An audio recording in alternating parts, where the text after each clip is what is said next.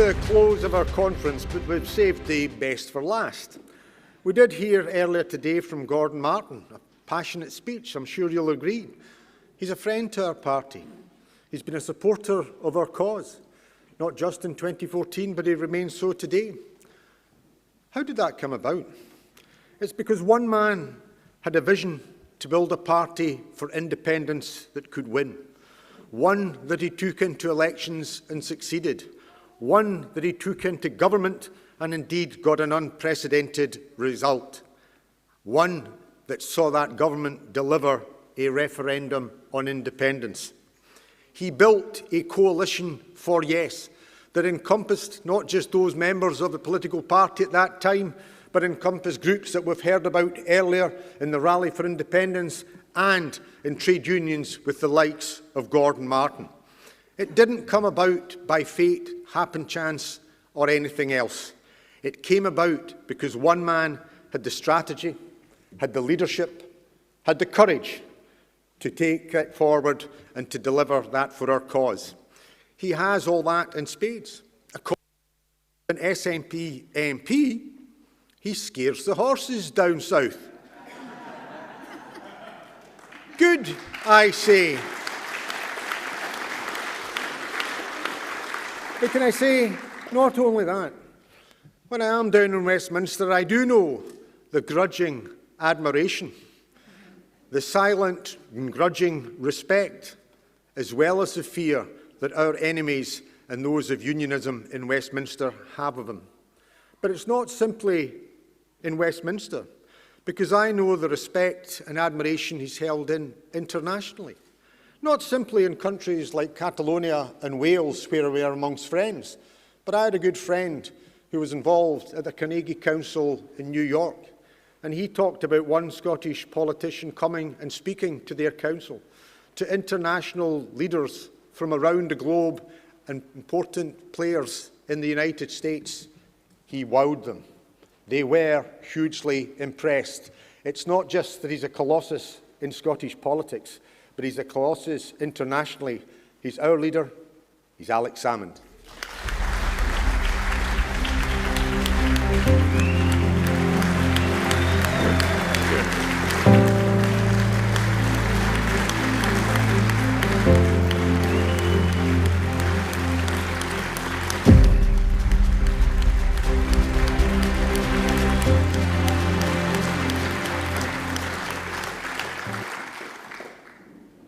Well, friends, I was backstage saying I'll just stand here and listen to more of this from Kenny. It's absolutely great, you know.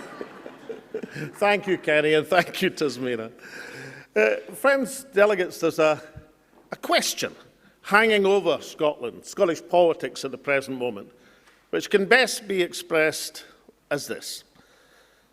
In Ireland, right back to the days of the Liberator, Daniel O'Connell, there was a saying that England's difficulty was Ireland's opportunity. England's difficulties were Ireland's opportunity. That being the case, then why isn't the current ongoing complete implosion of Westminster governance Scotland's opportunity to strike for independence?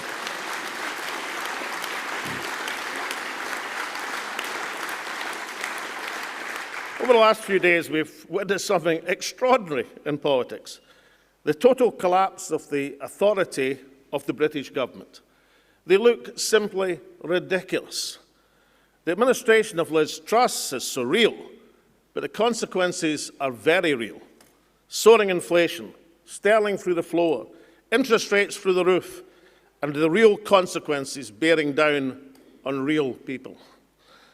And the British alternative to this mess is the Labour Party.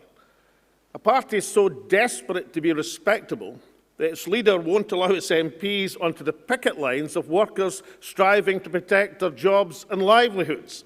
Labour is not an alternative to the Tories, but a substitute.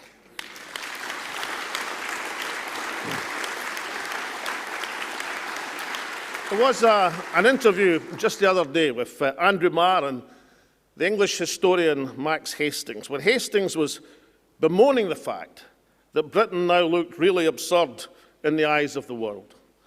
He was then asked about Sir Keir Starmer, I amused Hastings. I just wish he was bolder.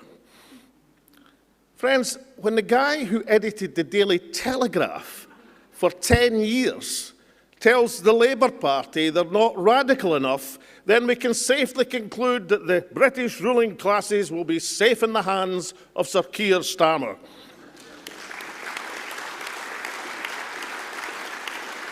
Harold Wilson once said that the Labour Party were a moral crusade or they were nothing. Well, it's certainly no moral crusade, and it offers nothing for Scotland. Hapless, hopeless, inept, embarrassing. A description of Liz Truss's government, certainly, but also, unfortunately, an accurate description of the events in the Supreme Court of this week. You know, friends, if Alba had not been founded last year, we'd had to invent it this year. That's the only conclusion from these farcical proceedings.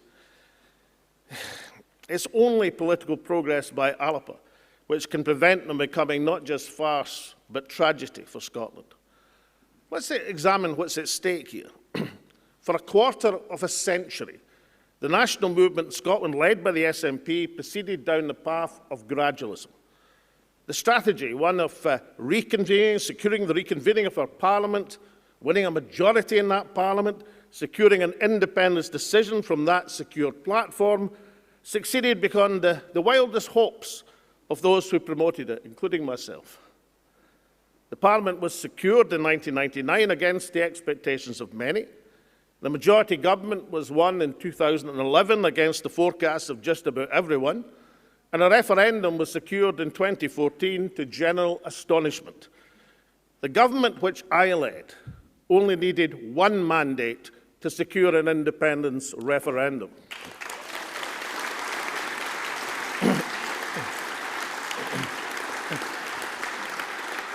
Now, we lost the referendum, but Scotland was changed as a result of the process, changed in its attitude to independence. And the route to revisit the question by majority in the Scots Parliament seems secure. Indeed, in the aftermath of 2014, even the Tory party accepted that position. All of these historic gains have been frittered away over the last 8 years until the denouement in Middlesex Guildhall, 2 minutes' walk from the Palace of Westminster. Now, I don't claim, as many do, to know the result of the proceedings. Indeed, at times, watching the court proceedings, I thought the English judges on the panel were beginning to feel sorry for the Scottish case. And Mr. Eadie, the Treasury Counsel, came across as just a bit too smooth and a bit too arrogant, even for the English judicial palate. However, if against all expectations the Scottish case was to prevail, what exactly would it be won? The right to conduct a poll which, according to the Lord Advocate's own submissions, rested on the argument it would have no practical effect. It would be a glorified opinion poll, not an exercise in Scottish sovereignty. That's the narrow ground of victory on which the Scottish Government have staked so much. And what is to be lost if the court rules against Scotland? If it closes off the referendum route through the Parliament without Westminster's prior agreement? Not only would it stop this First Minister and this Lord Advocate from venturing down this path, it stops any First Minister, any Lord Advocate, even one who believed in the case, from proceeding on that basis. Indeed, it would stop any Scottish minister introducing such a bill in good faith, as say advised by, well, Joanna Cherry KC or Aidan O'Neill KC, from going forward, or any backbencher prepared to put Scotland's cause in Parliament, going where their own government fears to tread. People sometimes ask me, what practical benefit would there be if Alba had been successful in our argument last year about an independent supermajority? What would have happened if Eva Comrie or Tasmin Ahmed Sheikh or Chris McElhenney had been elected to the Scottish Parliament? Well, for one thing, right now, there'd be an Alba independence referendum bill in the Scots Parliament unencumbered by the Lord Advocate's self-imposed veto.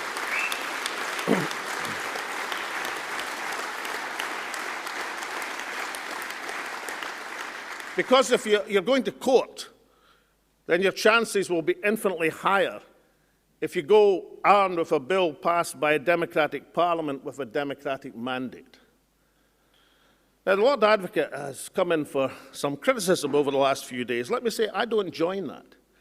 She was asked to present a case in which she clearly stated she had no confidence.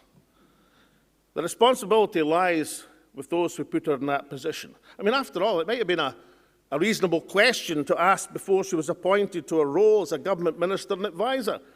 A conversation might have run as follows. Excuse me, candidate for Lord Advocate.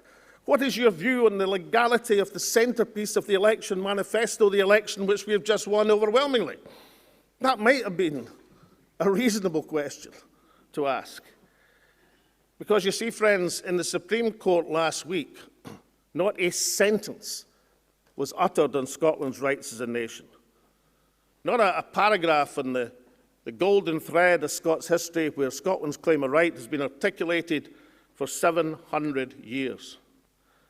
Not a word on how it's compatible with international law, from the United Nations Charter to the Helsinki Accords to the rights of freedom of expression in the Strasbourg courts.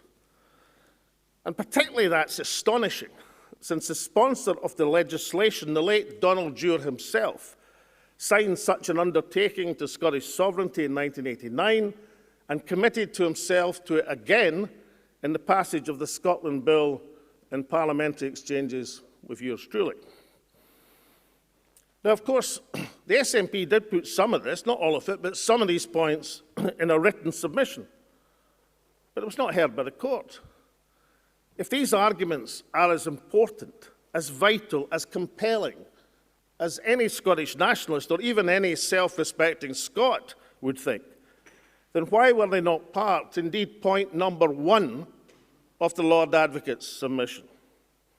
And why was there no SNP fanfare about the case? I think there was one SNP MP outside the court with a banner questioning the competence of the court his own government had chosen to approach. The answer is they were embarrassed by the paucity of the submission before the court. Having taken Scotland's case and Scotland's cause to the UK Supreme Court, they let it go by default. In short, the First Minister went to the wrong court with the wrong argument at the wrong time, and Scotland's rights as a nation could be the loser.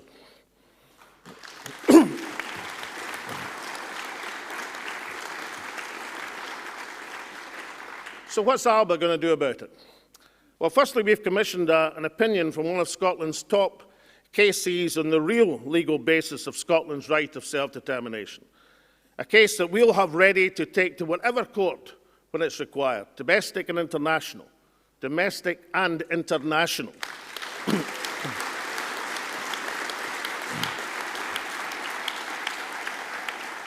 And the case we shall take to the people.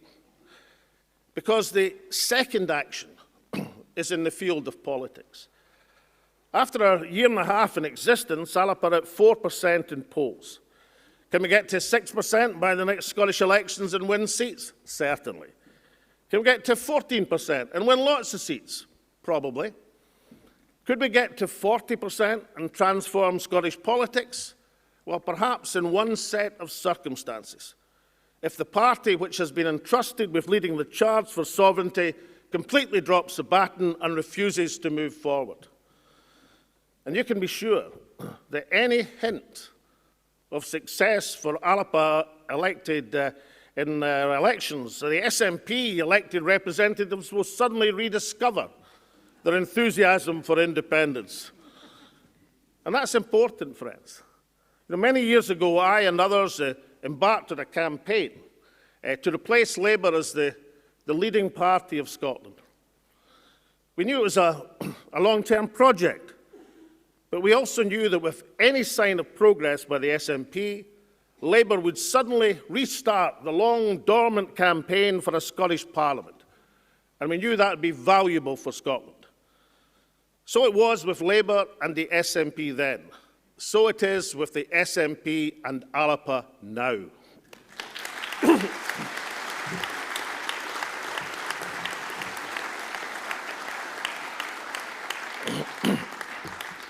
But in the meantime, delegates, we have the third leg of the First Minister's strategy, the plebiscite election. The first two legs were, firstly, to the campaign to tell Westminster that Scotland wouldn't stand for refusing a referendum. That's the campaign. If you blinked, you missed it.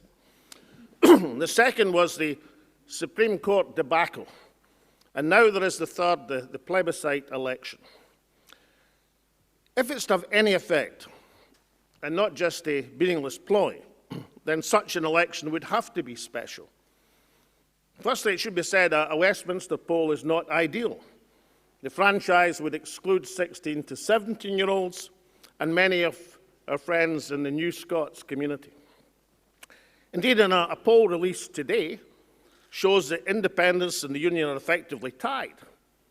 But it shows that among New Scots, people born out with the UK are the most likely to vote yes by a resounding 57% to 43%. Some of that success, friends, is due to the outstanding work of Scots Asians for Alba and African Scots for Alba, and they have our thanks.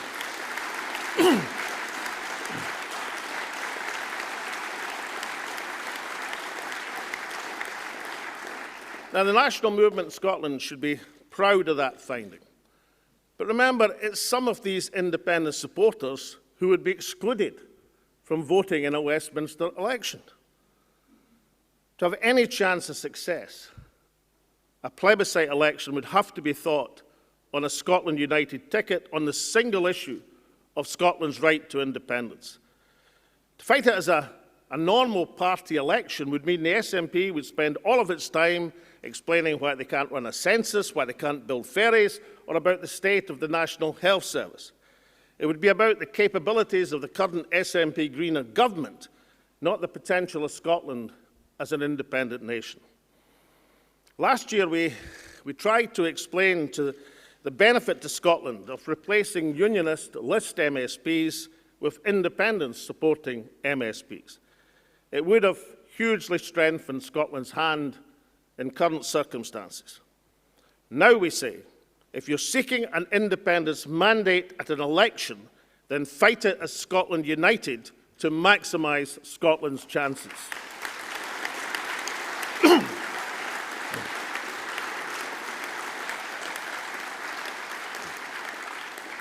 But of course, there already are 4 mandates for a referendum.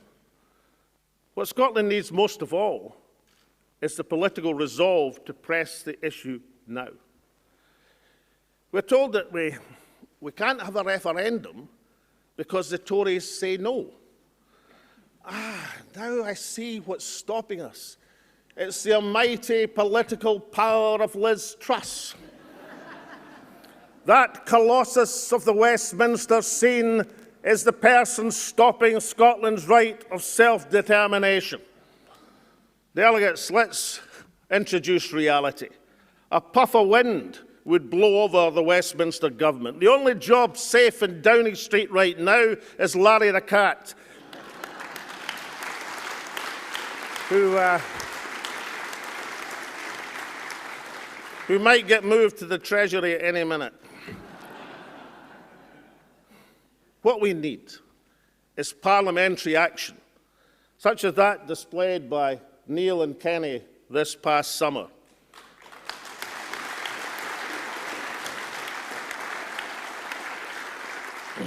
So what did that one day of parliamentary intervention achieve, apart from giving the Speaker of the House of Commons apoplexy? Certainly, of course, the impact is time-limited. But let's imagine, just let's say, it was happening every day, with every nationalist MP taking part. With a determined band of 50, you could bring Westminster to a halt until Scotland's democratic rights were recognised. That's the reality.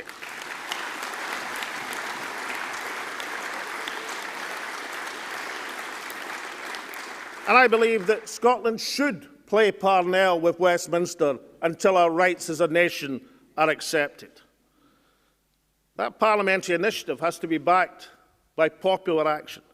Nothing works unless the popular will is there and demonstrated.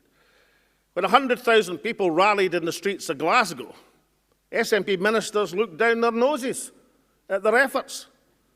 In contrast, Alba will always encourage and support cross-party and non-party initiatives from the people who proclaim Scotland's sovereignty.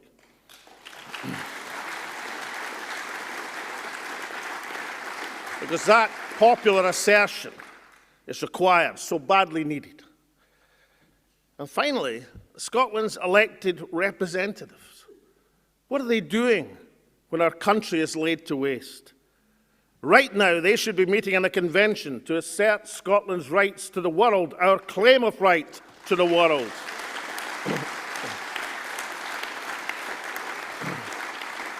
I know some good people believe that the claim of right is a particular document at a particular time. It isn't. It's many documents, many letters, many declarations, many conventions over the centuries. It's a golden thread of Scottish history stretching back over 700 years. And it can be summed up in two simple sentences. One, Scotland is a nation. And two, the people of that nation are sovereign.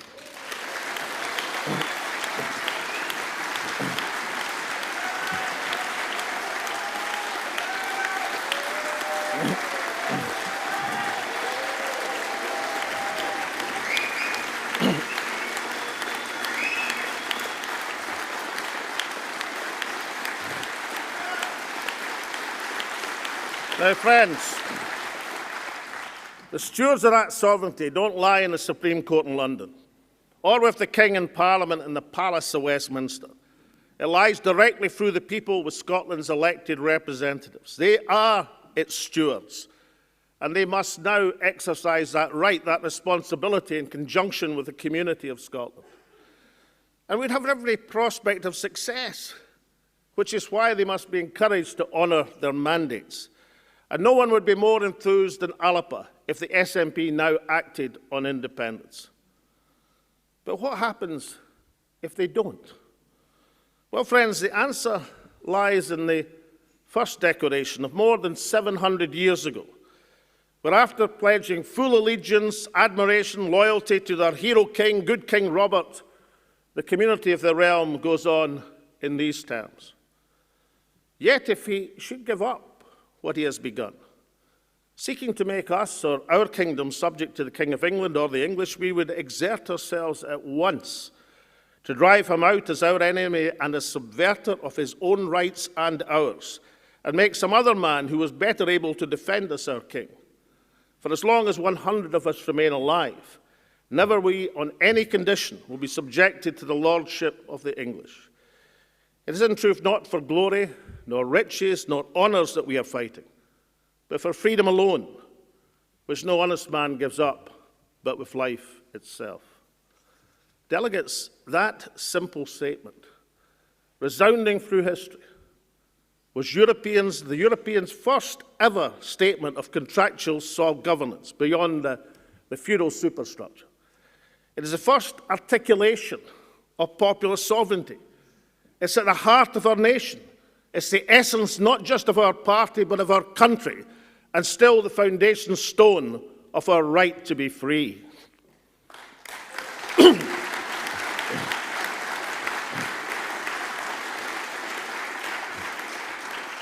Delegates, we are 18 months old as a political party, just 18 months old. But look and be proud of what we've already contributed to the debate on Scotland's independence. We have published and distributed 100,000 copies of the Wee Alba book and held 40 public meetings around Scotland to promote it. I've enjoyed just about every one.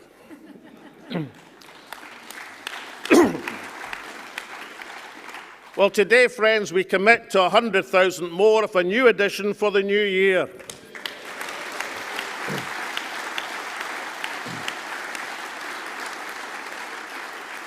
In that book, we articulated the new case for independence for 2022 and beyond. Now, I've spent much of this speech dealing with independence strategy, because unless we have it, then our case will wither on the vine. But equally vital is the why of independence, the practical moves which make independence workable and beneficial to our fellow Scots, the vision of a a fair and prosperous society which makes the pursuit of independence worthwhile. In the wee Alba book, we explain why joining the European Free Trade Association is the way forward for Scotland. Recently, Alba visited the EFTA Secretariat to confirm that such membership would be speedy and suitable for Scotland. Now, it doesn't matter if you think the European Union is the devil incarnate or the best thing since sliced bread. The 5-year timescale for joining it makes it of little practical use in Scotland when independence negotiations will last 18 months to 2 years.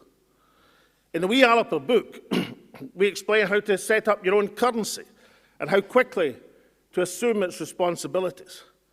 Despite everything that's happened since 2014, the SNP clings to old answers. In the wee Alba book, we explain why borders are nothing to be frightened of if you have a plan. The relative economic success of Northern Ireland demonstrates that open trade with the whole of Europe is more important than an administrative border for goods in these islands. Recently, an Alba delegation visited the World Trade Organization to ascertain how Scotland can secure its position in trading terms during these negotiations.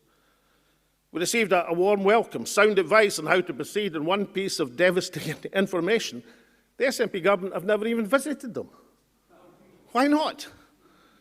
Don't they understand that if we're going to provide for being successful in a referendum, you put yourself in a position of independence negotiations where you have to have an immediate safe anchorage like EFTA, you have to know your trade deals are intact, and you have to have a timescale for delivering our own currency. These things are essential to the success of independence. In short, you have to have the answers.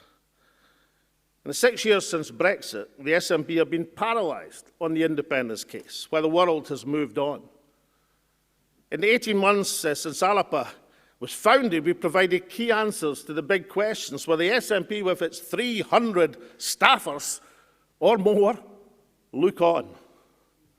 Alba explained why the economic and social future of Scotland is bound up in renewable energy and the necessity of making that wealth flow to the people through a public energy company. That's a key message to a people who are being condemned to fuel poverty in this land of energy plenty. Our ideas have been copied by Keir Starmer, and the SNP have given away chunks of Scotland's riches in the disgraceful ScotWind auction.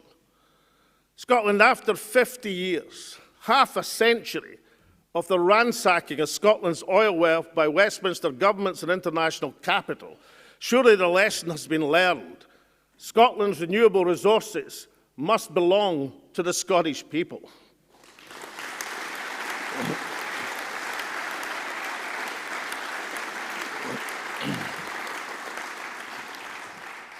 Last year, delegates, Alba explained that notwithstanding the high regard in which the late Queen Elizabeth was held, and I personally held her in the highest regard, it's now time to consider our democratic options for a new nation. Is anyone in the national movement seriously saying that we should build the modern constitution of a new Scotland on hereditary monarchy and enshrine the succession of King Charles and a new King Billy? The foundation of the state, it's the foundation of the state and that constitution which will determine whether this country is going to be both equal and free.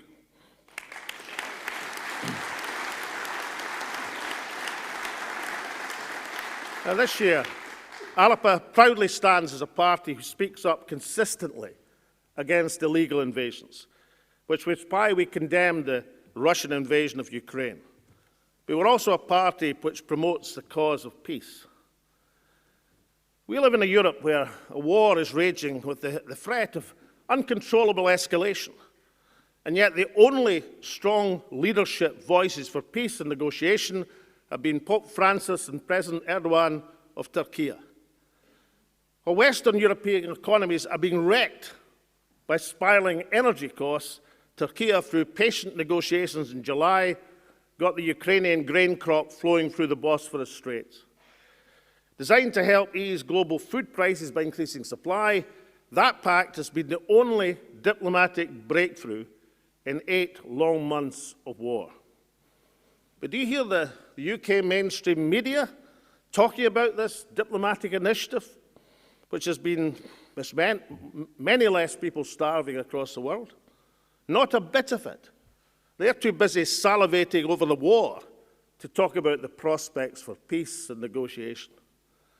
Since the 1960s, the national movement of Scotland has derived much of its moral force, not just from the removal of weapons of mass destruction from Scotland's waters, but exercising from Scotland the destructive mentality which they represent. Alba, Scotland, must always stay true to the path of peace as well as unilateral nuclear disarmament.